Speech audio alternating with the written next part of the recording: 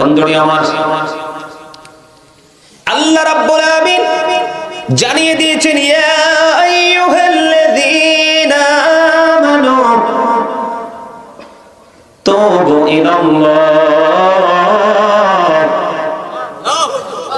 তুবু ইলাল্লাহি তাওবাতান নাসুহা। আল্লাহ রাব্বুল আলামিন বলেছে, বান্দা, কোন বেঈমান, কোন কাফের, কোন মুশরিক, কোন ইহুদিকে আল্লাহ রাব্বুল আলামিন ডাক দেয়নি। আল্লাহ রাব্বুল আলামিন ডাক দিয়েছেন ঈমানদারদেরকে। আল্লাহ বলেছেন, ইয়া আইয়ুহাল্লাযীনা আমানু তুবু ইলাল্লাহি তাওবাতান নাসুহা। আল্লাহ রাব্বুল আলামিন বলে দিয়েছেন, হে বান্দাগণ, তোমরা আল্লাহর কাছে খাস নিয়তে তওবা করো। কি করো? যেই তওবায় তোমাকে আল্লাহ পর্যন্ত পৌঁছে দিবে, যেই তওবা তোমার অন্তরে ভয় সৃষ্টি করে দিবে, যেই তওবা তোমার অন্তরে জান্নাতে যাওয়ার স্বপ্ন জুগিয়ে দিবে, যেই তওবা মালিকের প্রিয় হওয়ার মতো মানসিকতা তৈরি করে দিবে। কারণ এই তওবা তো আমার নবীও যদি মাসুম ছিল গো, আমার নবী তারপরেও তওবা করেছেন। আর ওই তওবার মানি ছিল উম্মতকে তওবা শিখানো। জোরে জোরে বলুন না সুবহানাল্লাহ। একটু জিকির করবেন নি?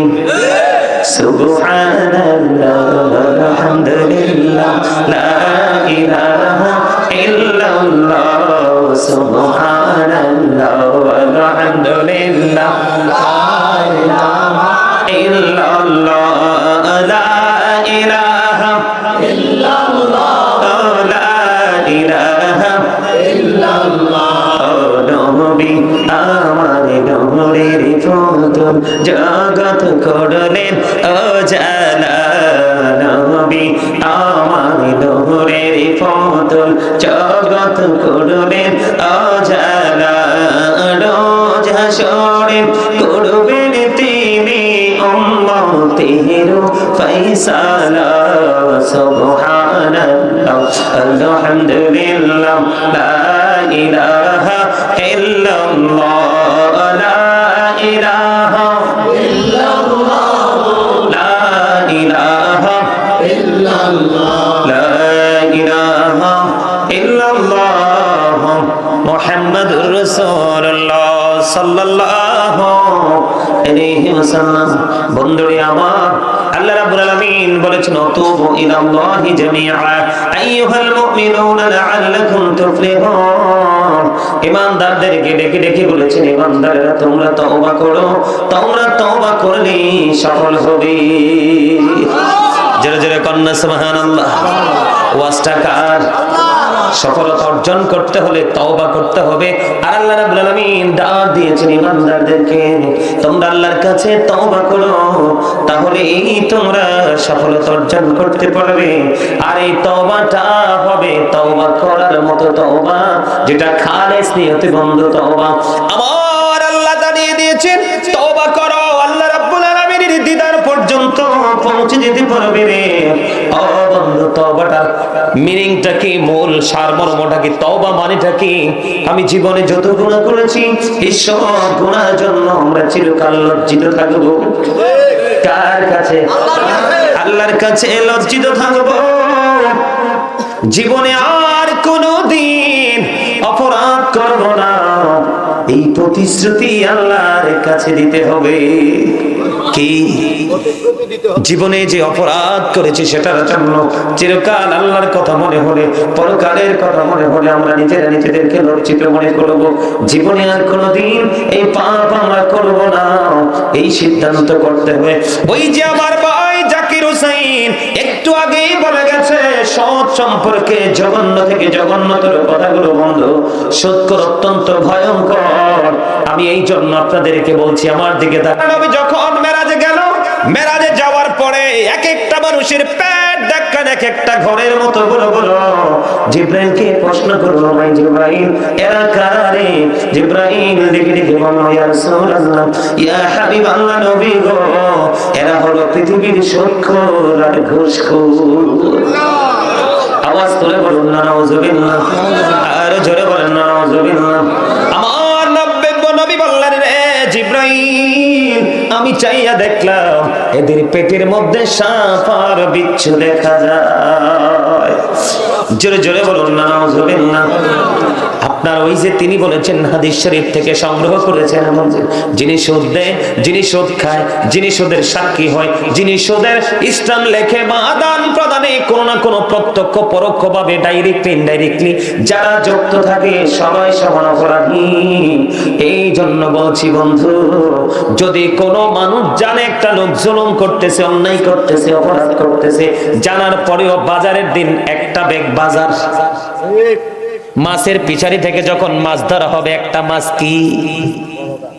কি মোবাইল পকেটে ঢুকাও, এটা ফাইজলামের জায়গা না। তোমরা যে এটা করতেছো এটাও তোমাদের একটা ইনকাম ও সওয়াব।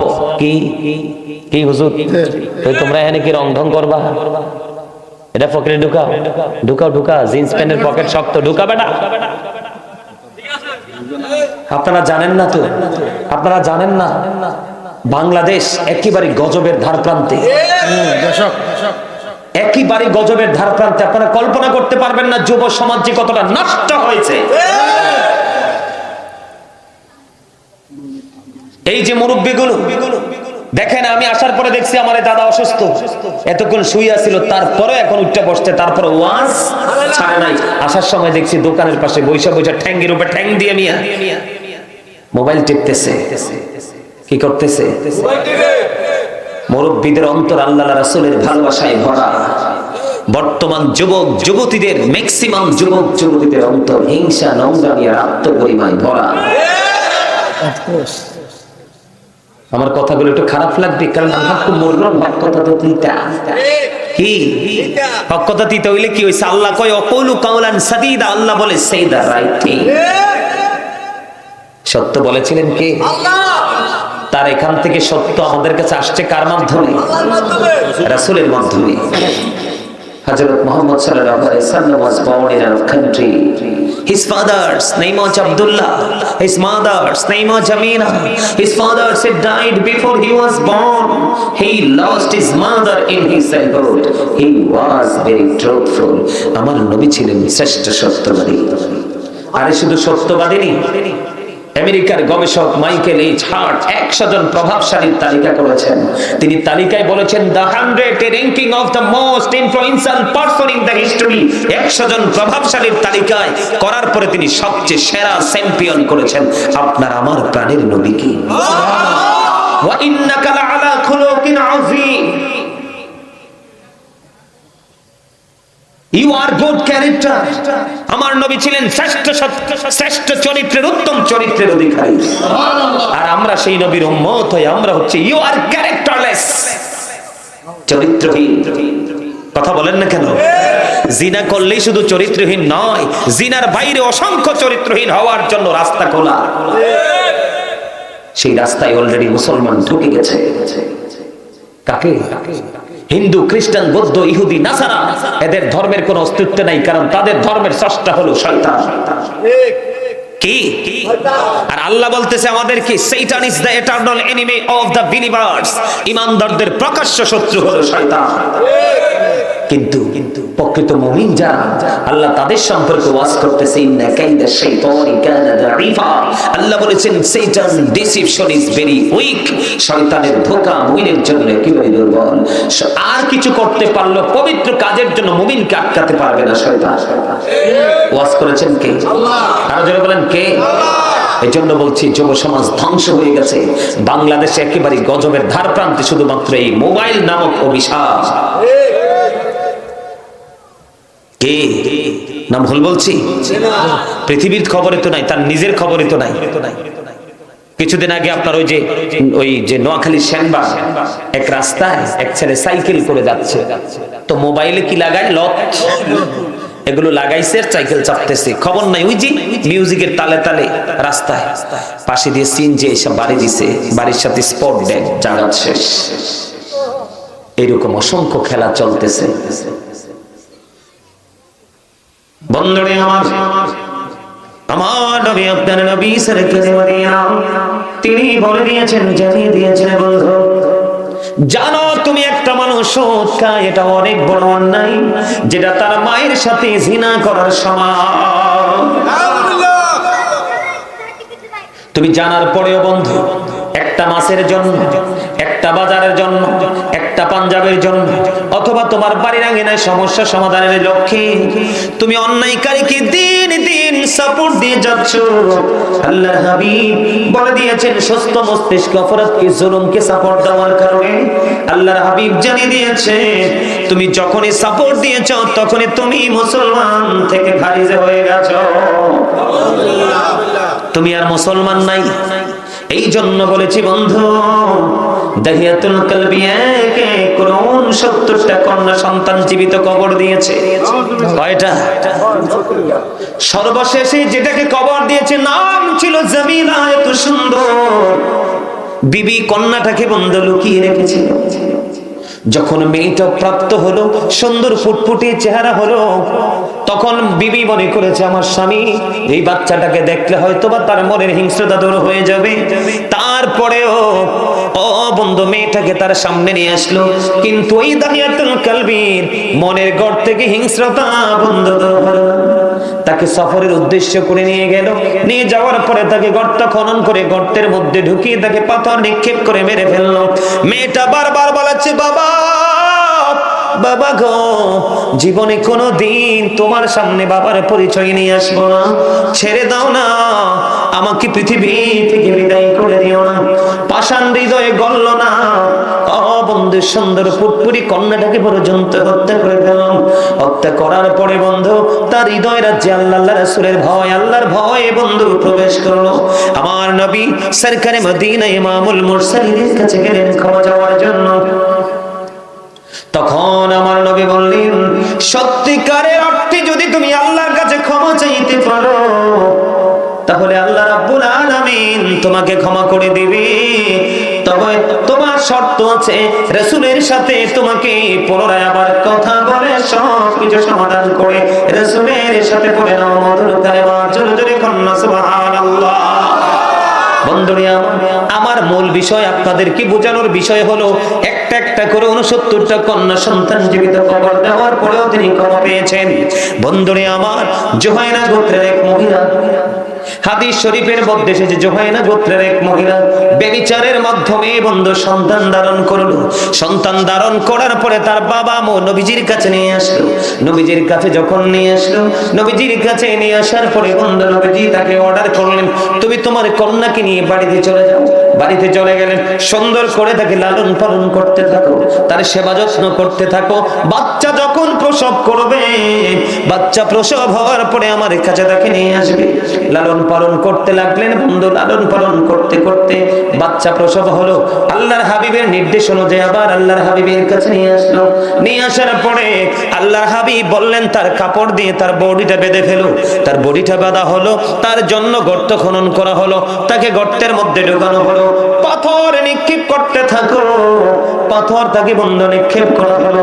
পাথর নিক্ষেপ করতে করতে করতে করতে মেয়েটা ইন্তেকাল করলো। জোরে জোরে বলেন না নাউজুবিল্লাহ। এবার বন্ধু ওয়ার্ডার কার? আল্লাহর হাবিবের, যে তাকে পাথর মারতে থাকো।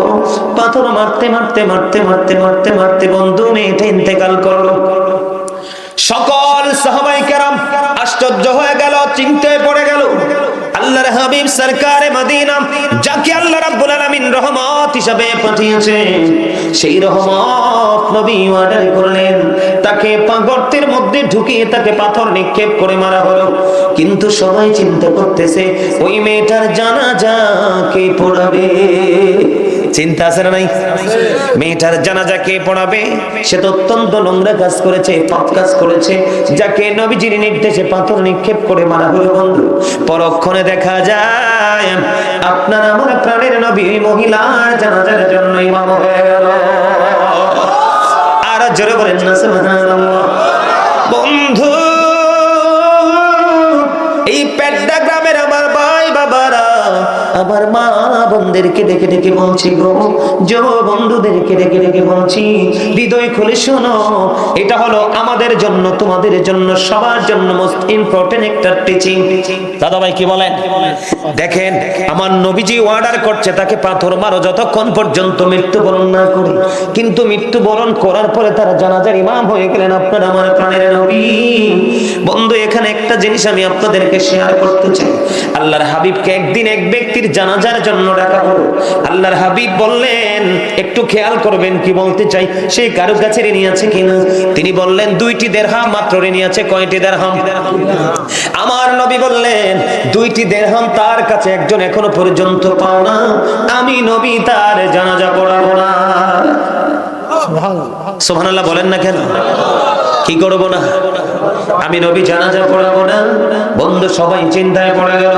হযরত কাতাদা রাদিয়াল্লাহু তাআলা আনহু বললেন, ইয়া রাসূলুল্লাহ, ইয়া হাবিবাল্লাহ, নবী, নবী গো, আমি তার ঋণ পরিশোধের দায়িত্ব নিলাম, তারপরে আপনার আমার প্রাণের নবী ওই ব্যক্তির জানাজা পড়াতে রাজি হলো। এখানে নিয়ে আসার কারণ হলো বন্ধু 2টি টাকা মাত্র এক ব্যক্তি তার কাছে পাবে, এই জন্য নবীজি জানাজা পড়াইতে রাজি হয়নি। আর ওইদিকে মেয়েটা ব্যভিচারের মাধ্যমে সন্তান ধারণ করলো এবং সন্তান প্রসব করলো, পাথর নিক্ষেপ করে গর্তের মধ্যে তাকে ঢুকিয়ে মারা হলো। তারপরেও কেন গো নবী স্বইচ্ছায় তার জানাজায় রাজি হয়ে যায়? চিন্তায় পড়ে গেল বন্ধু। নবীজি জানাজার কাজ সম্পূর্ণ করে ফেললেন। কেউ তো সাহস করে না, কেমন করে গো প্রাণের নবীকে প্রশ্ন করব? নবীকে প্রশ্ন করার মতো এত বড় দুঃসাহস কারণ নেই। হযরত ওমর অত্যন্ত দূরদর্শী ছিলেন, অত্যন্ত সাহসী ছিলেন বন্ধু। হযরত ওমর সব কাজ সম্পূর্ণ করার পরে এবার হযরত ওমর প্রশ্ন করলো, নবী গো, ইয়া রাসূলুল্লাহ, ইয়া হাবিবাল্লাহ, নবী গো, জানতে বড় মনে চায়, আপনি অর্ডার করলেন তাকে মারার জন্য, আবার আপনি তার জানাজা পড়াইলেন, নবী গো, রহস্য কোথায় উদ্ঘাটন করতে হবে? এবার আমার নবী একটা ডাক দিয়ে বললেন, ওই মহিলাটা যেই তাকওয়া নিয়ে যেই তওবাটা করেছে, এই মহিলা এমন তওবা করেছে আল্লাহকে রাজি করার জন্য। ওই মহিলার মনে মনে চিন্তা হলো, আমার যদি মরণ হয় তারপর আমি মৃত্যুকে কবুল করতে রাজি আছি, মৃত্যুকে বরণ করতে রাজি আছি, কিন্তু তারপরেও আমি ক্ষমা না পেয়ে কদম দিব না।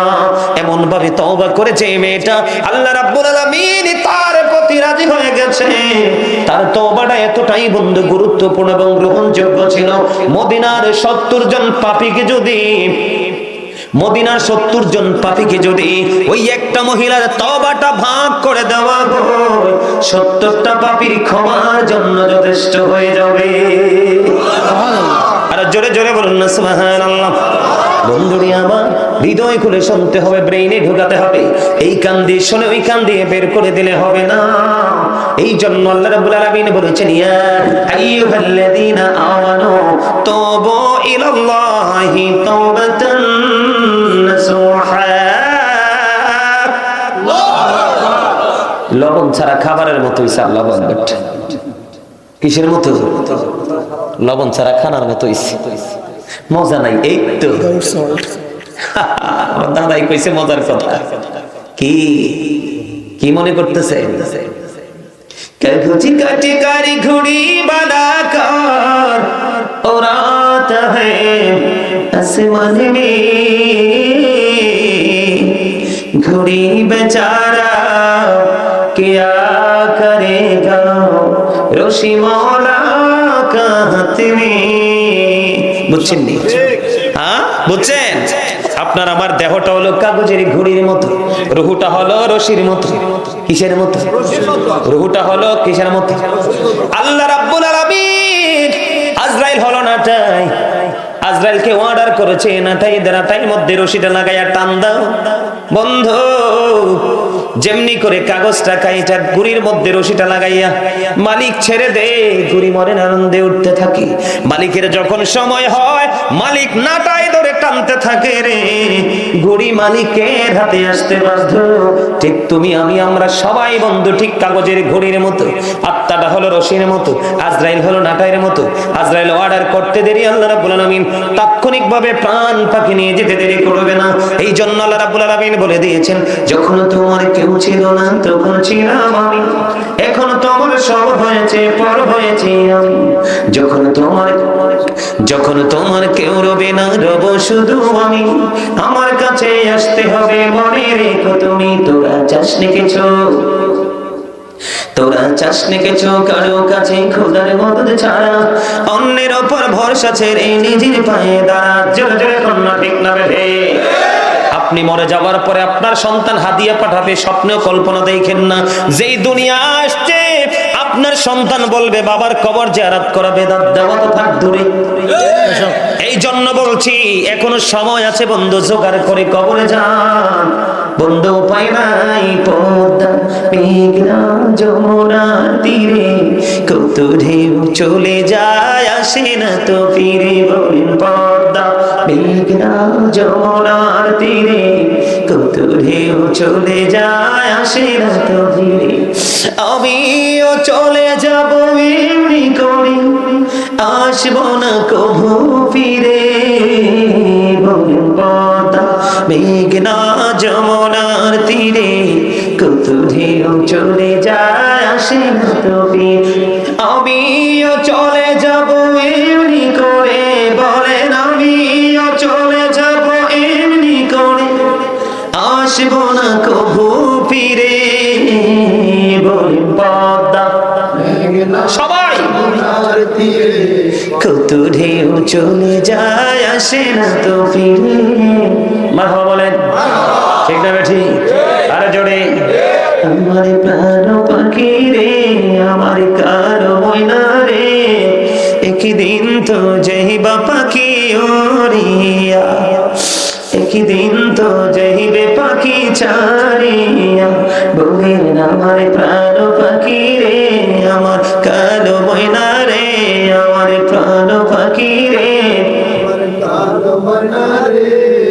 একদিন তো যাইবা পাখি ছাড়িয়া, একদিন তো যাইবা পাখি ওড়িয়া। বড়ই পাতার গরম পানি গোসল করাইয়া আনি, সাদা কাপড় দিবে তোমায় পরাইয়া, সাদা কাপড় দিবে তোমায় পরাইয়া। আমার প্রাণ পাখি রে, আমার কালো ময়না রে, একদিন তো যাইবা পাখি ছাড়িয়া, একদিন তো যাইবা পাখি ছাড়িয়া। ছেলে মেয়েরা পাশে বসে কান্দিবে পাগলের বেশে, চোখের জলে পড়বে কোরআন খুলিয়া, চোখের জলে পড়বে কোরআন খুলিয়া। আমার প্রাণ পাখি রে, আমার কালো ময়না রে, আমার প্রাণ পাখি রে, কালো ময়না রে, একদিন তো যাইবা পাখি ওড়িয়া। মারহাবা বলেন না? সরে সরে একটু বুঝিয়ে দিলাম, চিরন্তন সত্য এই কথাগুলো এড়িয়ে যাওয়ার কোন সুযোগ আছে? আরে কত নিষ্ঠুর হবে মানুষ, আপনাকে বাঁশবাগানে রেখে আসবে, কেউ খবর নেবে না বাবা কেমন আছে। রেখে আসবে পাহাড়ের চূড়ায়, কত কষ্ট করে পৃথিবী তাকে গুছিয়ে দিয়ে গেছেন, কিন্তু সেই পৃথিবী গিয়ে এতটাই পাগল হবে, প্রিয় স্বজন মা বাবা কেমন আছে কি খবর নেবে না, কিচ্ছু কাজে লাগবে না তো। এই জন্য বলছি একটু মন দিয়ে কথাগুলো শোনো, ব্রেইন একটু সেট আপ দিয়ে রাখুন। আমার মনে হয় জীবনের পথ চলা চেঞ্জ করা সম্ভব হবে, বদলানো সম্ভব হবে। সম্মানিত উপস্থিতি, ওয়াজ তো বিবেকবান মানুষের জন্য, বিবেকহীনদের জন্য নয়। ওয়াজ তো গানি মানুষগুলোর জন্য, গানহীনদের জন্য নয়। লেকচার সেন্স এবিলিটি সম্পন্ন পার্সনদের জন্য, সেন্সলেসদের জন্য নয়। আমার কথা বুঝতে পারছেন বন্ধুরে আমার? বেবিচারের মাধ্যমে সন্তান ধারণ করলো, প্রসব করলো, আর পিজি তার ইমাম হয়, তাহলে ওর চেয়ে দামি আর কে হতে পারে? ঠিক না ঠিক? তাহলে তার পাওয়ারটা, মর্যাদাটা বাড়লো কেমন করে? শুধুমাত্র তওবা, আল্লাহর কাছে ক্ষমা চাওয়ার কারণে। জোরে জোরে বলুন না সুবহানাল্লাহ। বিরক্ত হন? আরেকটু কি এই বিষয়টা নিয়ে আরেকটু কথা বলবো? আল্লাহর হাবিব জানিয়ে দিয়েছে, কেউ যদি ক্ষমা চাইতে গিয়ে, আল্লাহর কাছে ক্ষমা চাইতে গিয়ে মাসির মাথার সমপরিমাণ একটা ফোঁটা চোখের পানি যদি ফালাই রে, জাহান্নামের আগুন তার জন্য হারাম হয়ে যাবে। জোরে জোরে বলুন না সুবহানাল্লাহ। বন্ধুরে আমার, ধরেন আপনার একটা ওট নিয়ে আপনি সফরে বের হলেন। হাদিস শরীফের মূল ভাষাটা কি? আপনি যখন সফরে বের হলেন, সফরে বের হওয়ার পরে বন্ধু হঠাৎ করে আপনার ওটটা হারিয়ে গেল।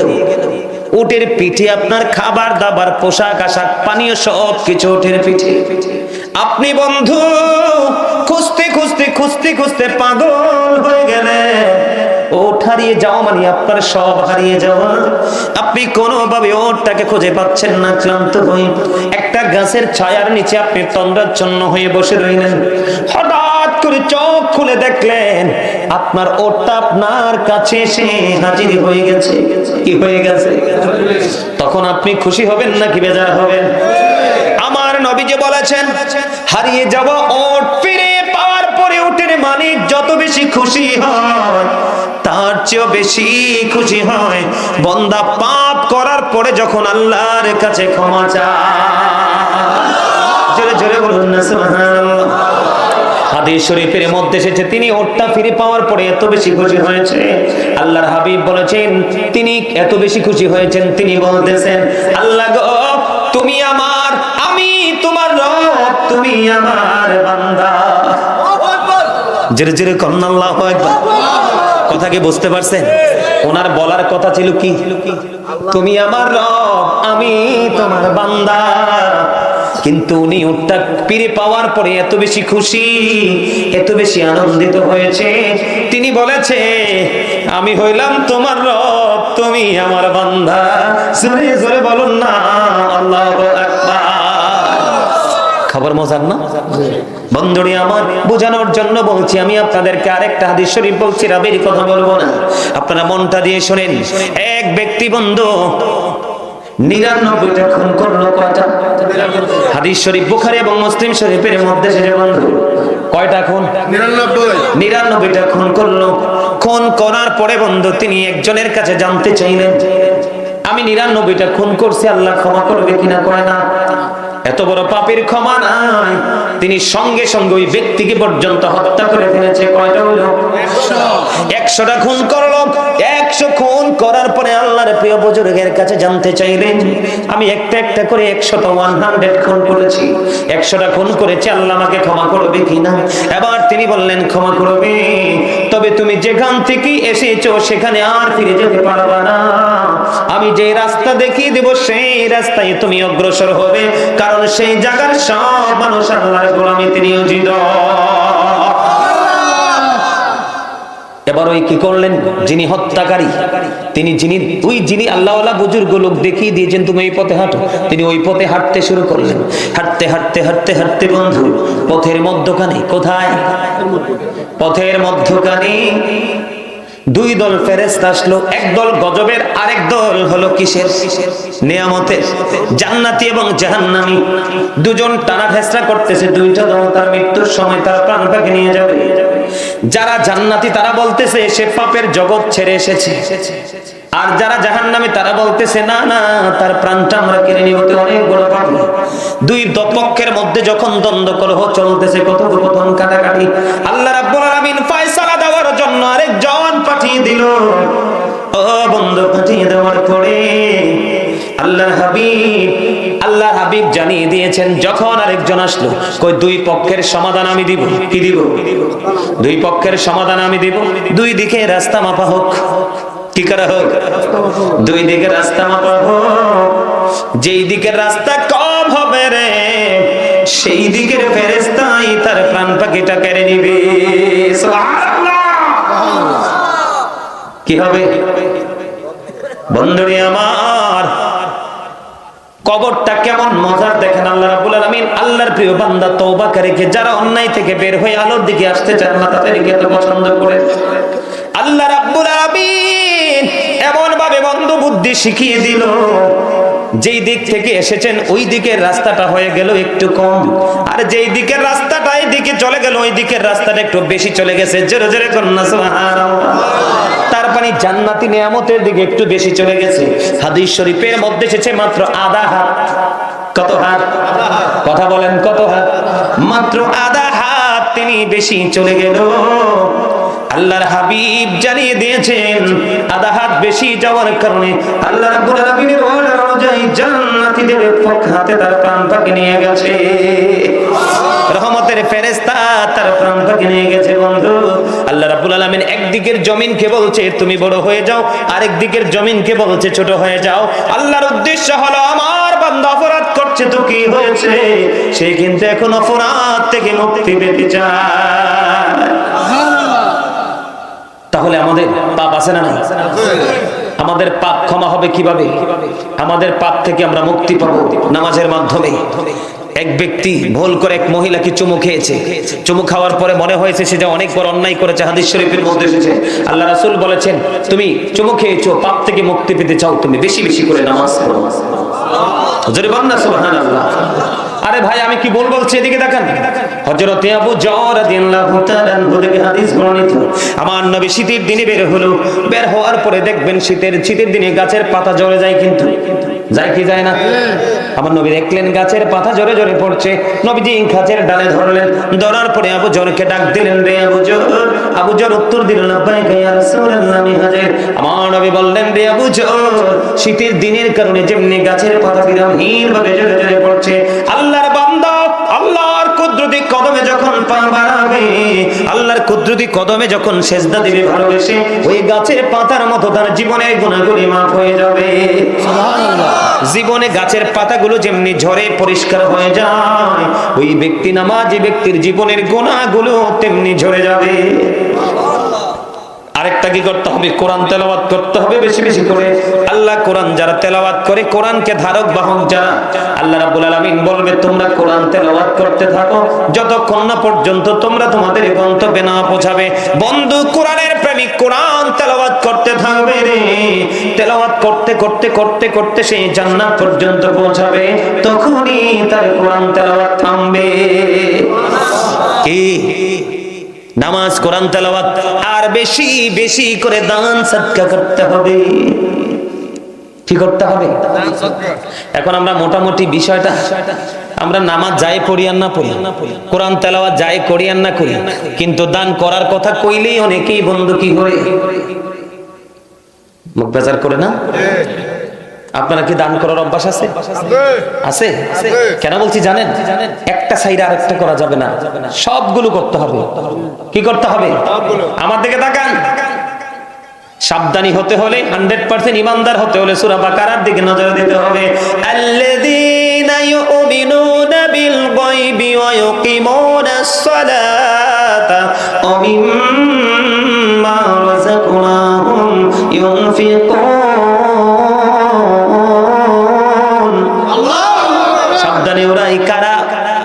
যারা অদৃশ্যে বিশ্বাস করে, নামাজ কায়েম করে, সালাত কায়েম করে, এবং আল্লাহ বলেছেন আমি যে সম্পদ দিয়েছি, অর্থ দিয়েছি, দৌলত দিয়েছি, তা থেকে যারা দান করে, আমি আপনাদেরকে বলে দিতে চাই, আপনি ঈমানদার বিশ্বাসও করলেন, আপনি নামাজও পড়লেন, আল্লাহর কথা অনুযায়ী দান করার ক্ষেত্রে আপনি নাই, ও বন্ধু, তাহলে আপনি কি 100% হতে পারছেন? কথা বলেন না কেন? 100% ছাড়া আল্লাহর কাছে গ্রহণযোগ্য হবে। এবার আমি একটু একটা হাদিস শরীফ আপনাদেরকে শোনাই বন্ধু। আব্দুল্লাহ ইবনে মাসউদ রাদিয়াল্লাহু তাআলা আনহু থেকে হাদিস খানা বর্ণিত, আমার নবী আপনার নবী দুই জাহানের বাদশা নবী। আজকে আমি যেমনি আপনাদের সামনে তেমনি ভাবি আল্লাহর হাবিব সমস্ত সাহাবায়ে কেরাম যারা ছিলেন তাদেরকে প্রশ্ন করলেন, তোমাদের মধ্যে এমন কি কেউ আছো যে নিজের সম্পদের চাইতে ওয়ারিসের সম্পদ বেশি পছন্দ করো? সাহাবায়ে কেরাম বললেন, ইয়া রাসূলুল্লাহ, ইয়া হাবিবাল্লাহ, নবী গো, আমাদের মধ্যে এমন তো কেউ নেই যে নিজের সম্পদের চাইতে ওয়ারিসের সম্পদ বেশি পছন্দ করে। এবার আমার নবী আবার পুনরায় বলতে লাগলেন, তাহলে শোনো। আমার নবী বললেন, ইন্তেকাল করার আগে তোমরা যা আল্লাহর পথে খরচ করে যাবে, ব্যয় করে যাবে, এগুলোই হলো তোমার সম্পদ, আর যা পৃথিবীতে রেখে যাবে তা হলো তোমার ওয়ারিসের সম্পদ। আল্লাহু আকবার বলেন না? আরে আর জোরে। আমি মনে হয় হাদিস শরীফের মূল ভাষাটা আপনাদেরকে বুঝাইতে পারিনি। আমি বুঝাইতে চাই আল্লাহ রাসূল কি বলতে চাইছে। মানে আপনি আমি পৃথিবীতে থাকতে যা দান করে যাব, এগুলো হলো একক আমার সম্পদ, আপনার সম্পদ। কার? কিন্তু আপনি মরে যাবেন, কবরে চলে যাবেন, আপনার বাড়ি থাকবে, গাড়ি থাকবে, সোনা গয়না, টাকা পয়সা থাকবে। আল্লাহর হাবিব বলেছেন এগুলো তোমার না, কারণ কবর থেকে ফিরে এসে তুমি আর দাবি করতে পারবা না, নিতেও পারবা না। এগুলো হয়ে যাবে অন্য আরেকজনের সম্পদ, তোমার ওয়ারিস যে আছে পরবর্তী জেনারেশন তার। তাহলে আপনি কি নিজের পথে নিজের সম্পদ জোগাড় করবেন না অন্যেরটা? আগে নিজেরটা, ঠিক কিনা বলে? আরো জোরে বলে, আরো জোরে। আগে কোনটা? তাহলে আমি আইসা দেখলাম আজকে আপনাদের মসজিদের অবস্থা একেবারে খারাপ।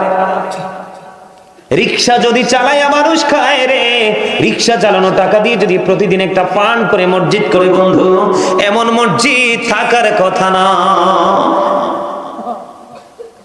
আপনারা তো জানেন না, হাদিস শরীফের মধ্যে এসেছে আল্লাহর হাবিব বলেছে পৃথিবীর বুকে ছোট্ট হোক বড় হোক, মাটি দিয়ে হোক, টিন দিয়ে হোক, আর বিল্ডিং দিয়ে হোক, কেউ যদি দুনিয়ায় মসজিদ বানায় রে, আমার আল্লাহ খুশি হইয়া ওই মসজিদ বানাই যিনি সাপোর্ট দিয়ে তাকে হেল্প করে থাকে, তাদের জন্য আল্লাহ জান্নাতে ঘর বানায়। আপনি আমি কি চিরকাল থাকতে পারবো? আরো জোরে বলেন, থাকতে পারবো? আমার মোবাইলটা তো আমার পিচ্চির কাছে। আমার গ্রামে 30 বছরের একটা পুরনো মসজিদ। আপনারা অনলাইনে কি আমার আলোচনা শোনেন কিনা এখানকার মানুষ আমি জানি না। শোনেন? আপনারা কি দেখছেন অনলাইনে একটা মসজিদ আসছে? ভিডিও দেখছেন? এই মসজিদটা 30 বছর পরে মসজিদের পাশে বিশাল একতলা বিল্ডিং, কত সুন্দর। পাশে বিল্ডিং, বড় বড় ছাদ দিয়ে বহুতল ভবন হচ্ছে। মসজিদে মিটারও নাই, কি নাই? মসজিদে মিটার নাই। মসজিদের মাটির দেয়াল ভেঙে যাচ্ছে, চালগুলো ভেঙে পড়তেছে। মানে এই বছর মানুষ নামাজ পড়ার মতো কোনো ব্যবস্থাই, জানালাগুলো একবারে গুণ খাইতে খাইতে একবারে ধ্বংস করে দিছে। আমি দীর্ঘদিন প্রায় 8-10 বছর পরে আমি আমার গ্রামে গেছি। দীর্ঘ 8-10 বছর পরে যাওয়ার পরে আবার মুরব্বী থাকে না কিছু প্রেমিক, ওরা তো জড়ায় ধরছে, বাবা আমাদের মসজিদে তো মিটার নাই। 1 সপ্তাহ পরে মিটারের টাকা পাঠিয়ে দিলাম, মিটার নামাইলো, ওরা তো মহা খুশি। এবার ধরছে আমার এক চাচা, মানে কানতেছে আর বলতেছে, বাবা মরার আগে কি মসজিদ দেখে মরবো না? যেখানেই যাই সেখানে মসজিদ দেখলে অন্তর শীতল হয়। তখন আমার গ্রামের মসজিদের দিকে আমি তাকাই থাকি, আহারে কয় কোনোদিন স্বপ্ন তো থাক দূরে, দুঃস্বপ্নও দেখিনি যে আমার এই গ্রামে মসজিদ হবে। আমি গুনাহগার, আল্লাহ আমাকে হয়তো কবুল করছে না, খান্দা মানুষ। আজকে 6 মাস চলতেছে, এই মাসে কয় মাস? 6 মাস রানিং চলতেছে। আশা করি আগামী 1 মাসের মধ্যেই আমরা মসজিদে জমা পড়তে পারবো। আমি গুনাহগার। যেই বাজেট নিয়ে নামছিলাম, বাজেট 2 গুণ ছাড়িয়ে গেছে, তারপরে হতাশ হইনি। কি হইনি? আল্লাহু খায়রুল মাকিরিন, আল্লাহ শ্রেষ্ঠ ক্ষমতার মালিক, কৌশলের মালিক। আল্লাহ বলে কোন হয়ে যাও, ফায়াকুন হয়ে যাবে। অস্বীকার করতে পারবো? সে বিশ্বাস নিয়ে গিয়েছি। কত সুন্দর মসজিদ, একবারে দেখবেন আপনারা, যেহেতু অনলাইনে আছেন দেখবেন। আমার খুব শখের এইটা জিনিস, খুবই ভালো লাগে এবং ভালোবাসার জিনিস। আমি দেখবেন এটা অনলাইনে দিব, যেদিন উদ্বোধন করব বিশাল আকারে আমরা মাহফিল করে উদ্বোধন করব জুমার মাধ্যমে। সম্মানিত উপস্থিতি, আপনাদের কাছে বলে গেলাম, দেখবেন দৃষ্টিনন্দন একটা মসজিদ হবে। ডিজাইনটা একেবারে অত্যাধুনিক। কারণ আমি মনে করি আমি আজকে যা অর্জন করেছি তা রেখে যাবো, একটাও পাঞ্জাবির কোনায় করে নিতে পারবো না, নিলেও কাজে লাগবে না। কারণ ফেরেশতারা তো ঘুষ খায় না।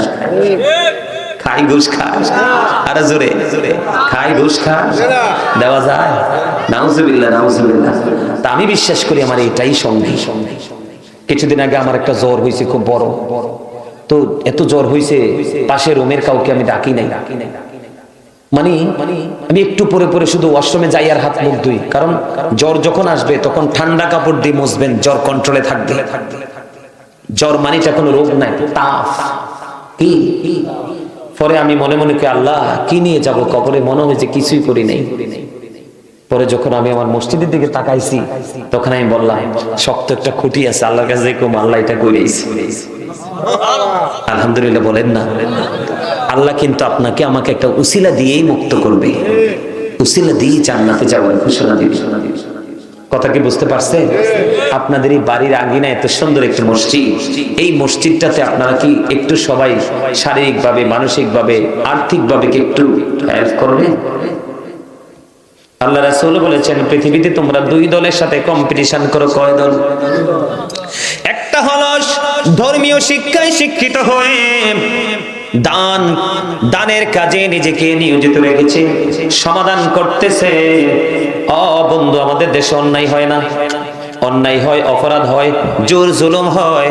এগুলোর অবসানের জন্য সমাজের সুশিক্ষিত মানুষ কাজ করে, ঠিক না ঠিক? আল্লাহর হাবিব বলেছেন আরেকটা দল হলো তোমার সমাজের মধ্যে, তোমাদের মধ্যে এমন একটা দল থাকবে, এমন একটা লোক থাকবে সেটা ধনী, শুধু ভালো কাজে কাজে ব্যয় করে থাকে। আজকে আপনাদের মাহফিলের, আজকের এই মাহফিলের প্রধান মেহমান জনাব মোহাম্মদ শওকত সাহেব, বিশিষ্ট সমাজসেবক ও দানবীর পেড্ডা। আমার ভাই শওকত কতরে দিয়ে গেছে? 25 দিয়ে গেছে, 25 বাকি।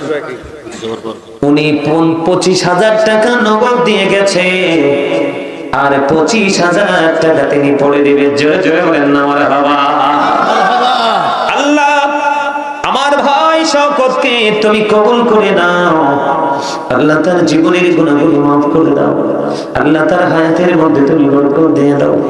আসমানি বলে আসমানি, জমিনি বলে জমিনে, হাওয়াই বলে হাওয়ার সাথে তুমি মিশাইয়া দাও।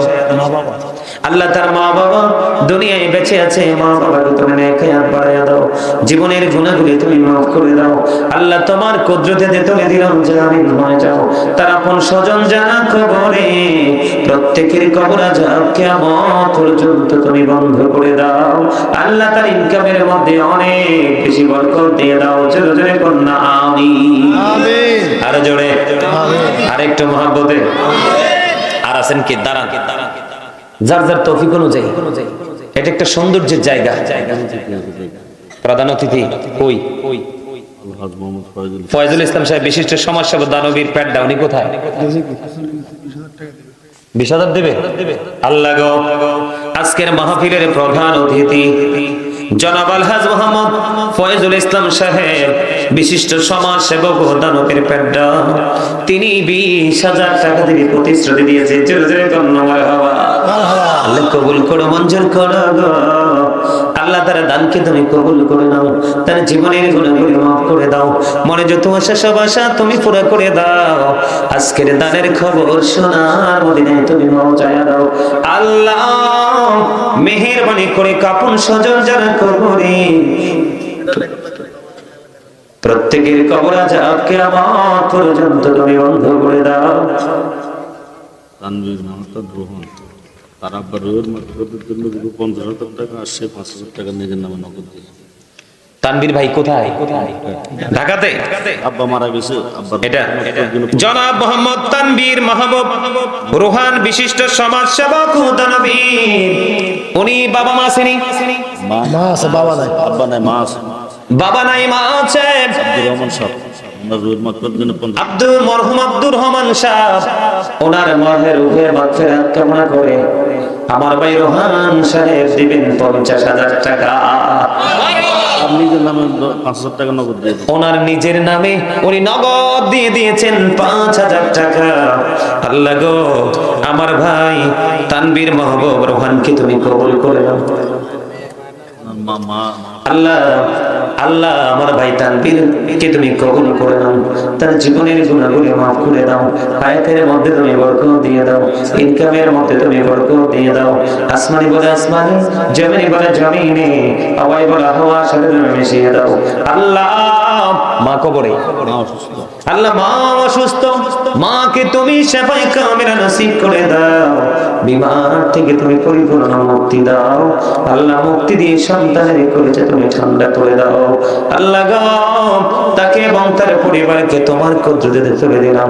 জামিন তুমি নিজে হয়ে যাও, জোরে জোরে বলুন না আমিন। নাম আছে না শফিউল্লাহ মোল্লা বাড়ি নিয়ে 10 বস্তা ছিল ওই সাধু সাধু মারহাবা, ওই যে আমার চাচা 10 বস্তা ছিল। সফিউল্লাহ। আল্লাহ গো আমার আরেক চাচা সফিউল্লাহ উত্তরপাড়া মোল্লা বাড়ি, উনি মসজিদের কাজের জন্য উনি দিবেন 10 বস্তা সিমেন্ট। জোরে জোরে কন্যা মারহাবা। আল্লাহ গো আমার চাচাকে তুমি কবুল করে নাও, চাচার জীবনের গুনাহ মাফ করে দাও, মনে যত আশা সব আশা তুমি পুরো করে দাও, কবরবাসীর কবর আযাব বন্ধ করে দাও। 5000 টাকা জোরে জোরে কন্যা আমিন। আপনারা কেউ যাইয়েন না, দয়া করে যাইয়েন না, আমি একটুখানি একটু চেষ্টা করব, যদি দেন আমি নিব, নাইলে আমি আরেকটু আলোচনা করে মিলাদকে মোনাজাত দিয়ে চলে যাব। আপনারা তারপরও যাবেন না, এটা যথেষ্ট বেয়াদবি। আপনারা না দিয়ে যদি মারহাবাও বলেন, তারপর আপনাদের আমলনামায় সওয়াব পৌঁছে যাবে। দেলোয়ার হোসেন শাকপুর উনি দিল 5000 টাকা। হ্যাঁ দেলোয়ার হোসেন শাকপুর উনি দিল 5000 টাকা। আল্লাহ গো আমার ভাই দেলোয়ার হোসেন শাকপুর উনি দিবেন 5000 টাকা। মারহাবা। আল্লাহ আমার ভাই দেওয়ারকে তুমি কবুল করে নাও, দানের খবর সোনার মদিনায় পৌঁছায় দাও, দানের উসিলায় জীবনের গুনাহ মাফ করে দাও, হায়াতের মধ্যে তুমি বরকত দিয়ে দাও, মনে যত আশা সব আশা তুমি পুরা করে দাও। আজকের দানের উসিলায় মনে যত আশা সব আশা তুমি পুরা করে দাও। আমিন। মোহাম্মদ লিয়াকত হোসেন তার আব্বা লিয়াকত ভাই কোথায়? আব্বা আছে, আব্বার নামে নগদ 2000, বাকি 18000, মোট 20000 টাকা। আল্লাহ গো আবুল হাসেন আমার আব্বার নাম। বাবা আসেনি? বাবা কই? মাশাআল্লাহ পাশে বসে আছে। ওই প্রধানমন্ত্রীর বাবা, এটা হের ভাই। ও আচ্ছা আচ্ছা আচ্ছা, ওর নাম কি? আল্লাহ আমার ভাই লিয়াকত হোসেন নগদ দিয়ে দিয়েছেন 2000 টাকা, আরো দিবেন 18000 টাকা, মোট দিবেন প্রতিশ্রুতি 20000 টাকা। আল্লাহ আমার ভাই লিয়াকতকে তুমি কবুল করে নাও, জীবনের গুনাহগুলো মাফ করে দাও, হায়াতের মধ্যে বরকত দাও, ইনকামের মধ্যে বরকত দাও। আল্লাহ বাবা পাশে বসে আছে গো, বাবার হায়াতের মধ্যে তুমি বরকত দিয়ে দাও। মা দীর্ঘদিন অসুস্থ, মাকে তুমি শারীরিক মানসিক সুস্থতা তুমি দান করে দাও। আপন স্বজন যারা কবরে, প্রত্যেকের কবর আযাব বন্ধ করে দাও। জোরে জোরে বলুন আমিন। আবুল হাসেম প্রবাসী 5000 টাকা। হাসেম ভাই আছেন এখানে? আল্লাহ গো আবুল হাসেম ওনার বাচ্চা এটা আল্লাহ অসুস্থ, আল্লাহ গো বাচ্চার সুস্থতা কামনা করে কত 5000 উনি মসজিদের জন্য দিবেন 5000 টাকা। আল্লাহ কবুল করে নাও, বাচ্চাটাকে তুমি সুস্থতা দান করে দাও, মনে যত আশা সব আশা। আল্লাহ জীবন দিয়েছেন, মৃত্যু দিয়েছেন মানুষকে পরীক্ষা করার জন্য, আর পরীক্ষার রেজাল্টটা হবে কোথায়? কবর থেকে। পুরো জীবন যেটাকে বলা হয় ফিউচার, বর্জক, ওখানে কি হবে? হিসাব নিকাশ হবে। আপনি যদি প্রেমে পড়েন, যার সাথে প্রেম করেছেন তাকে খোঁজার জন্য প্রেমিক পেয়ে যান। আল্লাহ বলেছেন তোমরা যখন আসবে কবরে, তোমাদের জন্য কবর হবে জান্নাত। কি হবে? তোমাদের জন্য কবর হবে জান্নাত, কবর হবে জান্নাত। কবরে যাওয়ার পরে তোমরা যখন জান্নাত খুঁজে পেয়ে যাবে, আল্লাহ বলেছেন ইনদা রাব্বিহিম ইউরযাকুন, দে রিসিভ ফুড ফ্রম আল্লাহ। আল্লাহ তাদের জন্য জান্নাত থেকে খাবার পাঠিয়ে দিবে, আর দে রিসিভ ফুড ফ্রম আল্লাহ, জান্নাতের আল্লাহর কাছ থেকে খাবারটা রিসিভ করে লক্ষণ করবে। সুবহানাল্লাহ। আর জোরে বলুন সুবহানাল্লাহ। আরেকটু মহব্বতে। মানুষ বাড়ি নিয়ে, গাড়ি নিয়ে, টাকা নিয়ে, পয়সা নিয়ে কত অহংকার করে না? আল্লাহ রাব্বুল আলামিন বলেছেন অহংকারীদেরকে, হাদিস শরীফের মধ্যে এসেছে, অহংকারীদেরকে কিয়ামতের দিন ছোট্ট ছোট্ট পিপিলিকার মতো বানানো হবে। অথচ মানুষকে বানিয়েছেন সুন্দর করে। কি করে? গঠন করেছেন মন মতো করে। সূরা 3 এবং সূরা ইনফিতর, কোরআন শরীফের 30 পারা। কিন্তু আল্লাহর হাবিব বললেন কি, ছোট্ট পিপিলিকার মতো বানানো হবে, চারপাশ তাদেরকে অপমান ঘিরে ফেলবে, বাউলাস নামক জাহান্নামের দিকে তাদেরকে টেনে হেসড়ে নিয়ে যাওয়া হবে। সহ্য করতে পারবে? আরে ভাই একটু মন দিয়ে শুনে, কারণ প্রত্যেকটা পার্সন ডাবল পার্সন। এই যে বডিটার নাম হলো ইয়া আইয়ুহান নাস, আবার বলেছেন ইয়া আইয়ুহাল ইনসান। ইংলিশে যদি বলি কখনো বলে মেন, আবার কখনো বলে পার্সন। বাংলাতে বলি আমরা মানুষ। এই মানুষটা হলো জাস্ট একটা ফর্মালিটি, এটার ভিতরে আরেকটা মানুষ আছে। এটাকে আল্লাহর কোরআনের ভাষায় বলা হয় রূহ, ইংলিশে যেটাকে বলা হয় সোল, বাংলাতে বলা হয় আত্মা। আল্লাহ বলেছেন সে the soul is the word of my lord, কওলি রব্বি আমরি রব্বি, fast tense, present tense, future tense, অতীত, বর্তমান, ভবিষ্যৎ। এখানে আসার কারণ, যখন আপনার আমার দেহে রূহ ছিল না, তখন আপনি আমিও ছিলাম। যখন আপনার আমার দেহে রূহ দিয়েছে, মানব স্রোতে মানুষ হয়ে পৃথিবীতে আসছে মায়ের উদর থেকে, আবার যেদিন এই দেহ থেকে আত্মাটা বের হয়ে যাবে, সেদিন কিন্তু আমি মৃত বলে ঘোষিত হব। তাহলে মানুষের আসল সত্তা কোনটা, দেহ না আত্মা? আত্মা। এইখানে আপনার আত্মাটাকে রাখতে হবে দেহের পাশাপাশি, তাহলেই আপনি হবেন সফল। আর কেউ যদি এখানে বসে বসে মনে করেন আই এম হিরো, আমি বলবো ইউ আর জিরো। কারণ নিজেকে বড় মনে করাই তো অহংকার, ঠিক না বলেন? আরে জোরে। আরে একটু আগে না বললাম আল্লাহ তো বুট বাদাম খাওয়ার জন্য জবান দেয়নি, জবান দিয়েছে আল্লাহর জিকির করতে। কি করতে? আল্লাহ বলছে কি, ফাযকুরুনি আযকুরুকুম, remember me then I will remember you. তোমরা আমাকে স্মরণ করো, তোমাদেরকে স্মরণ করব। আল্লাহ রাসূল বলেছেন স্মরণটা জবান দিয়েও করা যায়, কাল থেকেও করা যায়, কিন্তু জবান এবং কাল দুটো মিলে যেই জিকিরটা করা হয়, এটাই হলো সবচেয়ে উত্তম জিকির। সুবহানাল্লাহ। আরে ধরে করুন সুবহানাল্লাহ। বন্ধুরা আমার, হৃদয়ে জানালা করে সবাই শোনো, আমার নবী, আপনার নবী, দু জাহানের বাদশা নবী সরকারি মদিনা, তিনি জানিয়ে দিয়েছেন বন্ধু, জিকির মানুষের মনের ঘরের ময়লা দূর করে দেয়। আর ধরে করুন সুবহানাল্লাহ। পেড্ডা গ্রামের মানুষ, আমার ভাই, আমার বাবারা, যুবক বন্ধুরা, আমার মা বন্ধুদেরকে ডেকে বলবো, আমার নবী জানিয়ে দিয়েছেন, কেউ যদি কোনো জলসায় বসে বসে আল্লাহর জিকির করে, আল্লাহ রাব্বুল আলামিন খুশি হইয়া তার জিকির আল্লাহ রাব্বুল আলামিন তার চাইতে উত্তম জলসায় করে। সুবহানাল্লাহ। আরেকটু মহব্বত সুবহানাল্লাহ। জিকিরের মানে হলো বন্ধু স্মরণ করা, ইংলিশে যেটাকে বলা হয় রিমেম্বার। ফাযকুরুল্লাহা কিয়ামান, দাঁড়িয়ে জিকির করো, ও কুউদান বসে জিকির করো, ওয়া আলা যুনুবিকুম শুয়ে শুয়ে আল্লাহর জিকির করো, তারপরেও জিকির ছাড়া যাবে না। নবীকে ভালোবেসে দরুদ পড়ো। আল্লাহর হাবিব সরকারে মদিনা তিনি বলেছেন, কেউ যখন নবীকে ভালোবেসে প্রত্যেকটা জুমার দিনে 80 বার দরুদ পড়বে, তার 80 বছরের সগীরা গুনাহ আল্লাহ মাফ করে দেয়। সুবহানাল্লাহ।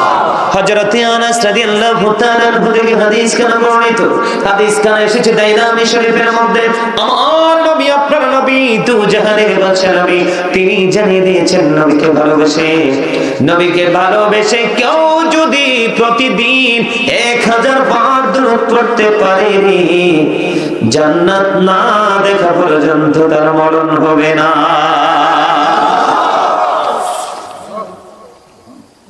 কি প্রেমের খবর, ঠিক কিনা? অন্তরে ধুলা লাগে না? কার অন্তরে? প্রেমিকের অন্তরে, যার সিনায় আছে প্রেম, ঠিক কিনা বলে? আমি আজকে আপনাদেরকে আসলে এই দিকে আসি নাই আমার কখনো, কিন্তু আজকে আইসা মাহফিল দেখে তো আমার কাছে মনে হয় এলাকার মানুষ একেবারেই গরিব, টাকার দিক দিয়ে না, মনের দিক দিয়ে। The rich are not always happy, ধনীরা সব সময় সুখী না, যেটা দুনিয়ার ধনী। কি আল্লাহ রাসূল বলেছেন, আল গিনা গিনান নাফস, প্রকৃত ধনী হলো আত্মার ধনী, এটা অলওয়েজ হ্যাপি। যদিও the poor are born to suffer, গরিবরা জন্মগ্রহণ করেছে দুঃখ ভোগের জন্য, বড়লোক দ্বারা, পৃথিবীর ধনীদের দ্বারা গরিবরা নির্যাতিত হয়, কিন্তু আসলে মূলত আদতেই গরিবদের জন্যই নিয়ামত বরাদ্দ। আল্লাহ রাসূল সর্বপ্রথমই তাদেরকে নিয়েই সাথে জান্নাতে ঢুকবে। মহব্বতে সুবহানাল্লাহ। আমি আজকের আলোচনার শিরোনাম যেটা করেছি সেই শিরোনাম অনুযায়ী কিন্তু আমি আলোচনা করিনি। আমি হেডলাইন দিয়েছি ইয়া আইয়ুহাল্লাযীনা আমানু কু আনফুসাকুম ওয়া আহলিকুম নার। আল্লাহ বলেছেন O believers save yourself and your families from the fire. আল্লাহ বলেছেন ঈমানদারদেরকে ডেকে ডেকে তুমি জাহান্নাম থেকে বাঁচো এবং তোমার পরিবারকে জাহান্নাম থেকে বাঁচাও। কে বলেছেন? আরো জোরে আল্লাহ। তুমিও বাঁচো, তোমার পরিবারকেও বাঁচাও। আলহামদুলিল্লাহ বলেন। বাঁচতে হলে, বাঁচাতে হলে সত্য জানতে হবে, সত্য উপদেশ দিতে হবে, সত্যের সন্ধান করতে হবে। ঠিক না? ঠিক। আরো জোরে মহব্বতে। এখন আমার আগে যিনি আলোচনা করেছেন আমার ভাই পীর মুফতি মোহাম্মদ জাকির হুসাইন আল কাদেরী মাদ্দাজিল্লাহু, উনি আপনার কাঠালিয়া আলতাফিয়া দরবার শরীফ লাকসাম কুমিল্লা, উনি অত্যন্ত চমৎকার আবার এরে তোর কি হইছে রে? আমার কথা কি বুঝতেছেন? বর্তমান সমাজে, আরে এতক্ষণ তো মাইকটা ভালোই আছিল। বর্তমান সমাজে, ঠিক আছে, ওকে, বর্তমান সমাজে যে ধরনের অন্যায় মানুষ করছে সেই পরিমাণ কিন্তু আল্লাহর কাছে চায় না। চায় না? আরে জোরে বলেন, চায়।